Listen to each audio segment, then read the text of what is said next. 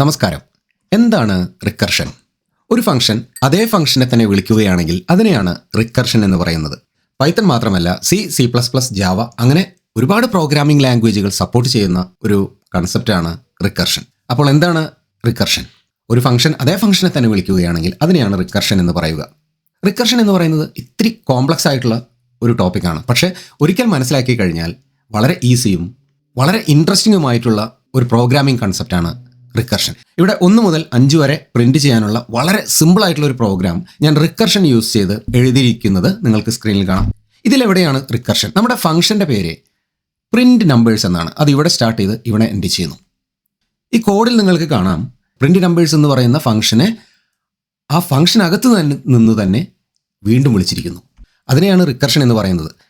സംഭവം സിമ്പിളാണ്. പക്ഷേ റിക്കർഷൻ ഇംപ്ലിമെൻറ്റ് ചെയ്യണമെങ്കിൽ നമ്മളൊരു 5 കാര്യങ്ങൾ മനസ്സിലാക്കാനുണ്ട്. അതല്ലെങ്കിൽ നമ്മുടെ കോഡ് പൊട്ടിത്തകരും.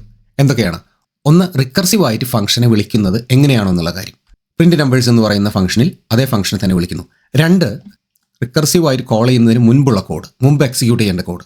3, റിക്കർസീവായി ഫംഗ്ഷനെ വിളിച്ചതിന് ശേഷമുള്ള കോഡ്, ഇവിടെ പ്രിന്റ് എന്ന് കാണാം. ഇനി 4മതായി മനസ്സിലാക്കേണ്ടത് റിക്കർസീവായി ഒരു ഫംഗ്ഷനെ വിളിച്ചു കഴിഞ്ഞാൽ അത് എവിടെ സ്റ്റോപ്പ് ചെയ്യണം എന്നുള്ള കാര്യം. എന്ന് പറഞ്ഞാൽ എന്താ? ഇവിടെ പ്രിന്റ് നമ്പേഴ്സിനെ ഫംഗ്ഷൻ നമ്മൾ വിളിച്ചു. അപ്പോൾ ഈ കോഡ് എക്സിക്യൂട്ട് ചെയ്തു, ഈ കോഡ് എക്സിക്യൂട്ട് ചെയ്തു, ഈ കോഡ് എക്സിക്യൂട്ട് ചെയ്തു. ഇവിടെ എത്തിക്കഴിഞ്ഞാൽ എന്ത് സംഭവിക്കുന്നു? ഈ പ്രിന്റ് നമ്പേഴ്സിനെ വീണ്ടും വിളിക്കുന്നു അല്ലേ? ഇവിടെ എത്തിക്കഴിഞ്ഞാൽ വീണ്ടും ഈ കോഡ് ലൈൻ എക്സിക്യൂട്ട് ചെയ്തു, ഈ ലൈൻ എക്സിക്യൂട്ട് ചെയ്തു, ഈ ലൈൻ എക്സിക്യൂട്ട് ചെയ്തു. അപ്പോൾ വീണ്ടും റിക്കർസീവ് ഫംഗ്ഷൻ വിളിച്ചു. അപ്പോൾ ഇത് വീണ്ടും ഇവിടെ പോയി വീണ്ടും ഈ കോഡ് എക്സിക്യൂട്ട് ചെയ്തു, ഈ കോഡ് എക്സിക്യൂട്ട് ചെയ്തു, ഈ കോഡ് എക്സിക്യൂട്ട് ചെയ്തു. അപ്പോൾ ഇതിങ്ങനെ റിപ്പീറ്റ് ചെയ്തുകൊണ്ടിരിക്കും. ഒരിക്കലും അവസാനിക്കില്ല. ഇൻഫിനിറ്റ് ലൂപ്പായി മാറും. അങ്ങനെ കുറേ റൺ ചെയ്ത് കഴിഞ്ഞാൽ നമുക്ക് എറർ മെസ്സേജ് കിട്ടും, ഔട്ട് ഓഫ് മെമ്മറി എറർ എന്ന് പറഞ്ഞിട്ട്. അപ്പോൾ അതുകൊണ്ട് റിക്കർസീവ് ഫംഗ്ഷൻ ഒരിക്കൽ സ്റ്റാർട്ട് ചെയ്ത് കഴിഞ്ഞാൽ എവിടെയാണ് സ്റ്റോപ്പ് ചെയ്യേണ്ടത്? ഏതെങ്കിലും ഒരു സ്റ്റോപ്പിൽ ഇനി മുതൽ ഈ ഫംഗ്ഷനെ വിളിക്കേണ്ട, റിക്കർസീവായിട്ട് ഫംഗ്ഷനെ വിളിക്കേണ്ട എന്ന് നമ്മൾ പറയണം. അതിനുവേണ്ടി നമ്മളൊരു കണ്ടീഷൻ പറയണം. അതാണ് 4മത്തെ പോയിന്റ്. അതാണ് ഞാൻ ഇവിടെ എഴുതിയിരിക്കുന്നത്. If n = 0 return. അപ്പോൾ അതിനുവേണ്ടി ഒരു കണ്ടീഷൻ ഞാൻ ഇവിടെ എഴുതിയിട്ടുണ്ട്. നമ്മളൊരു റിക്കർസീവ് ഫംഗ്ഷനെ വിളിക്കുമ്പോൾ അതിലേക്ക് നമ്മളൊരു വാല്യൂ പാസ് ചെയ്യുന്നുണ്ട്. ഈ വാല്യൂവിനെ എങ്ങനെ മാനിപ്പുലേറ്റ് ചെയ്യാം, എങ്ങനെ മോഡിഫൈ ചെയ്ത് സെൻഡ് ചെയ്യാം എന്നാണ് 5മതായിട്ടുള്ള പോയിന്റ്.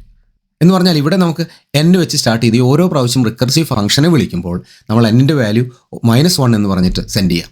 ഇതാണ് റിക്കർഷനുമായി കണക്ട് ചെയ്തിട്ടുള്ള 5 പോയിന്റ്. അപ്പോൾ നമുക്ക് കോഡ് എക്സിക്യൂട്ട് ചെയ്ത് നോക്കാം. പ്രിന്റ് നമ്പേഴ്സ് എന്ന് പറയുന്ന ഫംഗ്ഷൻ നമ്മൾ കോൾ ചെയ്യുന്നു. അതിലേക്ക് 5 ആണ് പാസ് ചെയ്യുന്നത്. 1 മുതൽ 5 വരെയാണ് പ്രിന്റ് ചെയ്യേണ്ടത്. അതുകൊണ്ട് 5 ആണ് ഞാൻ പാസ് ചെയ്യുന്നത്. കോഡ് എക്സിക്യൂട്ട് ചെയ്തപ്പോൾ n-ൽ 5 കിട്ടി അല്ലേ? ഇനി കോഡ് എക്സിക്യൂട്ട് ചെയ്ത് തുടങ്ങുകയാണ്. അപ്പോൾ കോഡിനകത്തുള്ള കുറച്ച് ഭാഗങ്ങൾ ഞാൻ നേരത്തെ പറഞ്ഞിരുന്നു. 1, റിക്കർസീവ് ഫംഗ്ഷനെ കോൾ ചെയ്യുന്ന ഭാഗം, അതിന് മുൻപുള്ള കോഡ്, അതിന് ശേഷമുള്ള കോഡ്. ഇവിടെ n = 0 ആണോ? അല്ല. അപ്പോൾ ഈ ഫംഗ്ഷനെ വീണ്ടും വിളിക്കുക. ഇവിടെ n-1 ആണ് അതിലേക്ക് പാസ് ചെയ്യുന്നത്. n-ൻ്റെ വാല്യൂ 4 ആണ് പാസ് ചെയ്യാൻ പോകുന്നത്. അപ്പോൾ അതിനെ വിളിക്കുന്നതിന് മുൻപ് പൈത്തൺ ഇൻ്റർപ്രറ്റർ നോക്കും, ഇതിന് ശേഷം വല്ല കോഡും ഇനി എക്സിക്യൂട്ട് ചെയ്യാനുണ്ടോ? ഈ പ്രിന്റ് നമ്പേഴ്സിൻ്റെ താഴെ വല്ല കോഡും എക്സിക്യൂട്ട് ചെയ്യാനുണ്ടോ? ഉണ്ട്, പ്രിന്റ് n എന്ന് എക്സിക്യൂട്ട് ചെയ്യാനുണ്ട്. പൈത്തൺ കമ്പൈലർ മെമ്മറിയിൽ പോയി ഒരു സ്റ്റാക്ക് ക്രിയേറ്റ് ചെയ്യും, ഒരു മെമ്മറി സ്റ്റാക്ക് ക്രിയേറ്റ് ചെയ്യും. എന്തിനാണ്? ഇവിടുന്ന് പോകുന്നതിന് മുമ്പ് കുറച്ച് കാര്യങ്ങൾ അവിടെ സ്റ്റോർ ചെയ്ത് വെക്കാനുണ്ട്.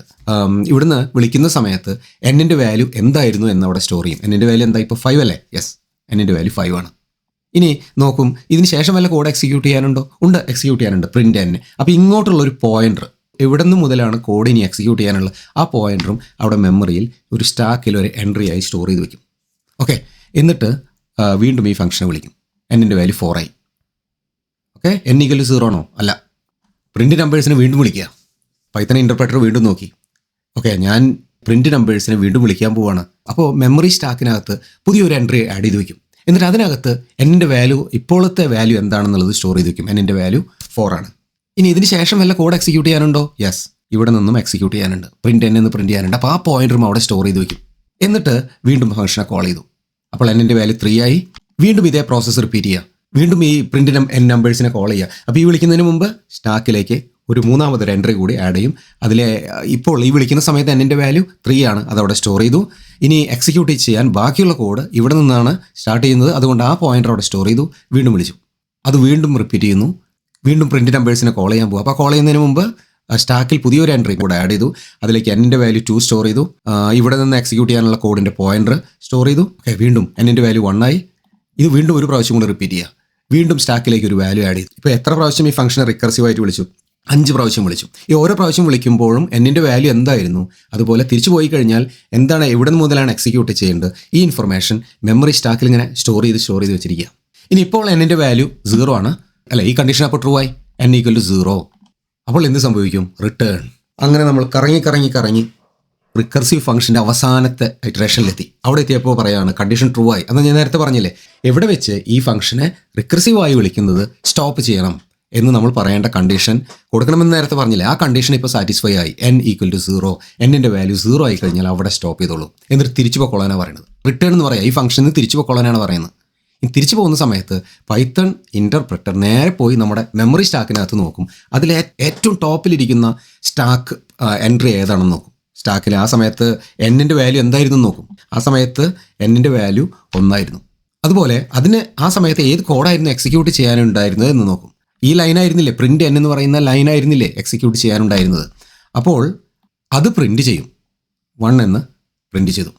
അത് കഴിഞ്ഞാൽ ഇനി എന്താ ചെയ്യാനുള്ളത്? സ്റ്റാക്കിൽ പോയി വീണ്ടും ചെക്ക് ചെയ്യും, അടുത്ത സ്റ്റാക്ക് എലമെൻ്റ് എന്താണെന്ന് നോക്കും. അപ്പോൾ എന്നിൻ്റെ വാല്യൂ 2 ആയിരുന്നു അവിടെ. എന്നിട്ട് നോക്കി ഇനി ഏത് ലൈനാണ് അവിടെ എക്സിക്യൂട്ട് ചെയ്യാനുണ്ടായിരുന്നത്? പ്രിൻ്റ് n എന്നാ ചെയ്യാനുണ്ടായിരുന്നത്. അപ്പോൾ അതുകൊണ്ട് അത് പ്രിൻ്റ് ചെയ്തു. അപ്പോൾ സ്റ്റാക്കിൽ 2 എലമെൻറ്റ് പോയി കഴിഞ്ഞു, ഇനി അവിടെ ഇല്ല. അടുത്തതായി സ്റ്റാക്കിൽ വീണ്ടും പോയി നോക്കി. ഓക്കെ, ഇനി അടുത്ത എലമെൻറ്റിൻ്റെ വാല്യൂ എന്തായിരുന്നു? 3 ആയിരുന്നു അവിടെ ഉണ്ടായിരുന്നു അല്ലേ. അവിടെയും ഇതുപോലെ എക്സിക്യൂട്ട് ചെയ്യാൻ കോഡ് ബാക്കിയുണ്ടായിരുന്നു, പ്രിൻ്റ് n എന്ന് പറയുന്നത്. അപ്പോൾ അത് എക്സിക്യൂട്ട് ചെയ്ത് 3 ആയി, 3 പ്രിൻ്റ് ചെയ്തു. അപ്പോൾ സ്റ്റാക്കിൽ ആ എലമെൻറ്റ് പോയി. വീണ്ടും സ്റ്റാക്കിൽ പോയി നോക്കി ഇനി എന്താണ് ബാക്കിയുണ്ടായിരുന്നത് സ്റ്റാക്കിനകത്ത്. അടുത്ത സ്റ്റാക്ക് എലമെൻ്റ് എടുത്തു. അതിനുശേഷം പ്രിൻ്റ് ചെയ്യാനുണ്ടായിരുന്നു, അത് പ്രിൻ്റ് ചെയ്തു. സ്റ്റാക്കിൽ ഒരു മെമ്മറി ബ്ലോക്ക് കൂടെ ബാക്കിയുണ്ട്, അതിൽ പോയി നോക്കി. അവിടെ എന്താ എന്നിൻ്റെ വാല്യൂ 5 ആയിരുന്നു, ആ 5 കൂടെ പ്രിൻ്റ് ചെയ്തു. അതിനുശേഷം ഇതിനെ ആദ്യം എവിടെ നിന്ന് വിളിച്ചു തുടങ്ങിയത്? പ്രിൻ്റ് നമ്പേഴ്സ് ഓഫ് 5, അവിടെ തിരിച്ചെത്തി. അങ്ങനെ കോഡ് സ്റ്റോപ്പായി. അപ്പോൾ റിക്കർഷൻ അങ്ങനെയാണ് വർക്ക് ചെയ്യുന്നത്. അപ്പോൾ ഇവിടെ മനസ്സിലാക്കേണ്ട ഇമ്പോർട്ടൻ്റ് ആയിട്ടുള്ള പോയിന്റ്സ് എന്തൊക്കെയാണ്? ഒന്ന്, റിക്കർസീവായി കോൾ ചെയ്യുന്നത് എപ്പോൾ സ്റ്റോപ്പ് ചെയ്യണം, അതിനു വേണ്ടിയുള്ള ഒരു കണ്ടീഷൻ നിങ്ങൾ സ്പെസിഫൈ ചെയ്യണം. ഈ കോഡിനകത്ത് n ഈക്വൽ ടു 0 ആണെങ്കിൽ റിട്ടേൺ അടിച്ചോളാനാണ് പറയുന്നത്. ഇവിടെയാണ് റിക്കർസീവ് കോളിംഗ് സ്റ്റോപ്പ് ചെയ്യേണ്ട സ്ഥലം. അതാണ് ഒന്നാമത്തെ പോയിന്റ്. രണ്ടാമത്തെ പോയിന്റ്, നമ്മൾ ഈ ഫംഗ്ഷന് ഓരോ പ്രാവശ്യവും ഫംഗ്ഷനെ റിക്കർസീവായി കോൾ ചെയ്യുന്ന സമയത്ത് എന്നിൻ്റെ വാല്യൂ മോഡിഫൈ ചെയ്ത് കൊടുത്തുകൊണ്ടാണ് ഓരോ പ്രാവശ്യം എന്നിൻ്റെ വാല്യൂ കുറഞ്ഞ് അവസാനം 0-ലെത്തിയത്. മൂന്നാമത്തെ പോയിന്റ്, ഓരോ പ്രാവശ്യം ഫംഗ്ഷനെ റിക്കർസീവായി വിളിക്കുന്ന സമയത്ത് ആ ഫംഗ്ഷൻ്റെ സ്റ്റേറ്റ് എന്ന് പറഞ്ഞാൽ ആ ഫംഗ്ഷനിലെ വേരിയബിൾസിൻ്റെ വാല്യൂ, ലോക്കൽ വേരിയബിൾസിൻ്റെ വാല്യൂ എന്തായിരുന്നു, തിരിച്ചു വരുന്ന സമയത്ത് ഏതൊക്കെ കോഡ് എക്സിക്യൂട്ട് ചെയ്യാനുണ്ട്, അങ്ങോട്ടുള്ളൊരു പോയിന്റർ, ഇതെല്ലാം ഒരു സ്റ്റാക്കിനകത്ത് സ്റ്റോർ ചെയ്ത് വെക്കുന്നു. അത് ഓരോ പ്രാവശ്യവും കോൾ ചെയ്യുമ്പോൾ സ്റ്റാക്കിലെ ഓരോ എലമെൻ്റായി ഇങ്ങനെ അട്ടി വെച്ച് പോകുക. എന്തുകൊണ്ട് അതിൻ്റെ സ്റ്റാക്ക് എന്ന് പറയുന്നത് ലാസ്റ്റ് ഇൻ ഫസ്റ്റ് ഔട്ട് ആണ് അല്ലേ. തിരിച്ചു പോകുന്ന സമയത്ത് എന്നിൻ്റെ വാല്യൂ 0 ആയി അല്ലേ, എന്നിട്ട് അവിടെ നിന്നാണ് നമ്മൾ തിരിച്ചു പോയത്. അപ്പോൾ നമ്മൾ സ്റ്റാക്കിൽ പോയിട്ട് ഏറ്റവും ടോപ്പിലുള്ള എലമെൻറ്റ് എന്താണെന്ന് നോക്കിയാൽ ഏറ്റവും ടോപ്പിലുള്ള എലമെൻ്റ് വാല്യൂ 1 ആയിരുന്നു. അപ്പോൾ 1 അതിനെടുത്ത് കളഞ്ഞു. ഇനി അത് കഴിഞ്ഞ് അടുത്ത എലമെൻ്റ് ഏതാ? 2 ആയിരുന്നു, 3 ആയിരുന്നു. അപ്പോൾ അതാണ് ലാസ്റ്റ് ഇൻ ഫസ്റ്റ് ഔട്ട് എന്ന് പറഞ്ഞാൽ ആ ഏറ്റവും അവസാനം വെച്ച് എടുത്ത് കളഞ്ഞു. അതിനുശേഷമുള്ള എലമെൻ്റ് എടുത്തു, അങ്ങനെ ഓരോ എലമെൻ്റായിട്ട് സ്റ്റാക്കിൽ നിന്നും എടുക്കുന്നു, റിട്രീവ് ചെയ്യുന്നു അല്ലെങ്കിൽ പോപ്പ് ചെയ്യുന്നു. അടുത്ത പോയിന്റ് എന്താ? Memory conception. നമ്മൾ ഓരോ പ്രാവശ്യം ഈ ഫംഗ്ഷനെ റിക്കർസീവായി വിളിക്കുന്ന സമയത്ത് ഈ സ്റ്റാക്കിലെ സ്റ്റോറേജിൻ്റെ ഏരിയ ഇങ്ങനെ കൂടി വരും. അപ്പോൾ ഇതിൻ്റെ മെമ്മറി കൺസെപ്ഷൻ വളരെ കൂടുതലായിരിക്കും.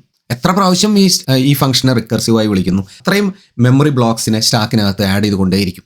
ഇനി ഒരു ഇമ്പോർട്ടൻറ്റ് പോയിന്റാണ് ഡെപ്ത് ഓഫ് റിക്കർഷൻ എന്ന് പറയുന്നത്. അതിൻ്റെ അർത്ഥം നമുക്ക് ഫംഗ്ഷന് എത്ര പ്രാവശ്യം റിക്കർസീവായിട്ട് വിളിക്കാൻ പറ്റും എന്നുള്ള പോയിന്റാണത്. നമ്മളിപ്പോൾ എത്ര പ്രാവശ്യം വിളിച്ചത്? നമ്മളിപ്പോൾ 5 പ്രാവശ്യമാണ് റിക്കർസീവായിട്ട് ഈ ഫംഗ്ഷനെ വിളിച്ചത്. ഈ പൈത്തനകത്ത് ഡിഫോൾട്ടായിട്ട് 996 പ്രാവശ്യമാണ് റിക്കർസീവായിട്ട് വിളിക്കാൻ പറ്റുക. ഇപ്പം ഞാനിവിടെ പ്രിൻ്റ് നമ്പേഴ്സ് ഓഫ് 1000 എന്ന് കൊടുത്ത് കോഡ് എക്സിക്യൂട്ട് ചെയ്ത് നോക്കുക. ഇവിടെ എറർ വന്നു കണ്ടോ, previous line repeated 996 times, maximum recursion depth exceeded എന്ന് പറഞ്ഞു. എന്താ കാരണം? പൈത്തനകത്ത് ഡിഫോൾട്ടായിട്ട് 996 പ്രാവശ്യം വിളിക്കാൻ പറ്റുള്ളൂ. അതായത് ഇവിടെ 1000 എന്ന് കൊടുത്തപ്പോൾ ഈ ഫംഗ്ഷൻ ഇങ്ങനെ ഓരോ പ്രാവശ്യം റിക്കർസീവായി വിളിച്ച് ഇവിടെ 0 ആവുന്നവരെ വിളിക്കണ്ടേ. അപ്പോൾ അത് വിളിച്ച് 996 പ്രാവശ്യം വിളിച്ചു കഴിഞ്ഞപ്പോൾ പൈത്തൺ ഇൻ്റർപ്രറ്റർ പറഞ്ഞു, ഓക്കെ എനിക്ക് അത്രയും പ്രാവശ്യം ഒന്നും വിളിക്കാൻ പറ്റില്ല, 996 പ്രാവശ്യമേ വിളിക്കാൻ പറ്റുള്ളൂ. എന്നാൽ ഞാനിവിടെ 500 എന്ന് കൊടുത്ത് നോക്കി, 500 എന്ന് കൊടുത്ത് എക്സിക്യൂട്ട് ചെയ്തപ്പോൾ 1 മുതൽ 500 വരെ ഉള്ള നമ്പേഴ്സ് പ്രിൻറ്റ് ചെയ്തു. അപ്പോൾ അതിനെയാണ് ഡെപ്ത് ഓഫ് റിക്കർഷൻ എന്ന് പറയുന്നത്. നിങ്ങൾക്ക് ഈ റിക്കർഷൻ്റെ ഡെപ്ത് വേണമെങ്കിൽ ചേഞ്ച് ചെയ്യാം. ഇപ്പോൾ ഇവിടെ sys.get റിക്കർഷൻ ലിമിറ്റ് എന്ന് പറഞ്ഞിട്ടുള്ള ഫംഗ്ഷൻ റൺ ചെയ്ത് കഴിഞ്ഞാൽ നിങ്ങൾക്ക് അതിൻ്റെ ആൻസർ 1000 എന്ന് കിട്ടും. ഈ 1000 നിങ്ങൾക്ക് 1000 ടൈം കിട്ടില്ല, 996 ടൈംസേ കിട്ടുള്ളൂ. കാരണം ഇൻറ്റേർണലി കുറച്ച് എക്സ്ട്രാ കോൾസ് പൈത്തൺ ചെയ്യുന്നുണ്ട്. അപ്പോൾ അത് 1000 എന്ന് പറഞ്ഞാലും 1000 കിട്ടില്ല. നിങ്ങൾക്ക് ഇനി കൂടുതൽ പ്രാവശ്യം വിളിക്കണമെന്നുണ്ടെങ്കിൽ നിങ്ങൾക്ക് സെറ്റ് റിക്കർഷൻ ലിമിറ്റ് എന്ന് പറഞ്ഞിട്ടൊരു ഫംഗ്ഷൻ ഉണ്ട്. അത് യൂസ് ചെയ്ത് വേണമെങ്കിൽ റിക്കർഷൻ്റെ ഡെപ്ത് നിങ്ങൾക്ക് ചേഞ്ച് ചെയ്യാവുന്നതാണ്. അപ്പം നമ്മളങ്ങനെ ഒരുപാട് പ്രാവശ്യം റിക്കർസീവായിട്ട് വിളിക്കുന്നത് നല്ലതല്ല. ഞാൻ ഇൻഫർമേഷണൽ പർപ്പസിന് വേണ്ടി പറഞ്ഞു എന്ന് മാത്രം. ചിലപ്പോൾ നിങ്ങൾ വിചാരിക്കുന്നുണ്ടാവും എന്തിനാണ് ഇത്രയും കഷ്ടപ്പെട്ട് റിക്കർഷനൊക്കെ യൂസ് ചെയ്യുന്നത് എന്ന്. ചില മാത്തമാറ്റിക്കൽ പ്രോബ്ലംസ് ഒക്കെ ചെയ്യാൻ വേണ്ടി ഫാക്ടോറിയൽ യൂസ് ചെയ്തിട്ട് അല്ലെങ്കിൽ ഫിബിനോക്കി സീരീസ് ആ സമയത്ത് റിക്കർഷൻ ഹെൽപ്ഫുള്ളാണ്. അതുപോലെ ചില ഡാറ്റ സ്ട്രക്ചേഴ്സ് യൂസ് ചെയ്യുമ്പോൾ ട്രീ, അതുപോലെ ഗ്രാഫ്, ലിങ്ക്ഡ് ലിസ്റ്റ്, ഇതൊക്കെ ഇംപ്ലിമെൻറ്റ് ചെയ്യാൻ വേണ്ടി റിക്കർഷൻ നമ്മൾ യൂസ് ചെയ്യേണ്ടി വരും. ഇനിയിപ്പോൾ ബിസിനസ് ആപ്ലിക്കേഷൻസ് നോക്കുകയാണെങ്കിൽ നമ്മളിപ്പോൾ ഓർഗനൈസേഷൻ ചാർട്ട് ഉണ്ടെന്ന് വിചാരിച്ചു ഒരു കമ്പനിയുടെ. അപ്പോൾ അതിൽ കൂടെ ഇങ്ങനെ ട്രാവൽ ചെയ്ത് നോക്കണമെന്നുണ്ടെങ്കിൽ, അതുപോലെ ചില ഫൈനാൻഷ്യൽ മോഡലിംഗ് ഒക്കെ ചെയ്യണമെന്നുണ്ടെങ്കിൽ ഈ സമയത്തൊക്കെ റിക്കർഷൻ വളരെ ഇമ്പോർട്ടൻ്റ്. അല്ലാതെ എല്ലാ ദിവസവും നമ്മൾ പ്രോഗ്രാം എഴുതുന്ന സമയത്ത് ആവശ്യമായി വരുന്ന ഒരു കൺസെപ്റ്റ് അല്ല റിക്കർഷൻ എന്ന് പറയുന്നത്. ഈ റിക്കർഷൻ ഇംപ്ലിമെൻറ്റ് ചെയ്യുമ്പോൾ കോമൺ ആയിട്ടുണ്ടാകുന്ന ചില പ്രശ്നങ്ങളാണ്. ഒന്ന്, നമ്മൾ റിക്കർസീവായിട്ട് ഈ ഫംഗ്ഷൻ വിളിക്കുമ്പോൾ അത് സ്റ്റോപ്പ് ചെയ്യാനുള്ള കണ്ടീഷൻ ഉണ്ടല്ലോ, അത് ശരിക്കും ഇംപ്ലിമെൻറ്റ് ചെയ്തില്ല എന്നുണ്ടെങ്കിൽ അവിടെ നമുക്ക് എറർ കിട്ടും. നേരത്തെ പോലെ മെമ്മറി ഓവർഫ്ലോ, സ്റ്റാക്ക് ഓവർഫ്ലോ എററൊക്കെ കിട്ടും. അതുപോലെ ഡീബഗ് ചെയ്യുമ്പോൾ ഈ റിക്കർഷൻ്റെ കോഡ് ഡീബഗ് ചെയ്യുമ്പോൾ നമുക്ക് ഇത്തിരി കോംപ്ലിക്കേറ്റഡ് ആയി തോന്നാറുണ്ട് ചില സമയത്ത്. കാരണം ഒരേ ഫംഗ്ഷനെ തന്നെയല്ലേ നമ്മൾ വീണ്ടും വിളിക്കുന്നത്. അതൊക്കെയാണ് കോമൺ ആയിട്ട് റിക്കർഷൻ ഇംപ്ലിമെൻറ്റ് ചെയ്യുമ്പോൾ കാണാറുള്ള പ്രശ്നങ്ങൾ. അപ്പോൾ റിക്കർഷൻ എന്താണെന്ന് മനസ്സിലായി എന്ന് കരുതുന്നു. അങ്ങനെയാണെങ്കിൽ വീഡിയോ ലൈക്ക് ചെയ്യുക. എന്തെങ്കിലും ക്വസ്റ്റ്യൻ ഉണ്ടെങ്കിൽ കമൻറ്റ് ചെയ്യുക. ഫ്രണ്ട്സിന് ഷെയർ ചെയ്യാൻ മറക്കരുത്. അപ്പോൾ മറ്റൊരു വീഡിയോവുമായി വീണ്ടും കാണാം. അതുവരെ ബൈ ബൈ.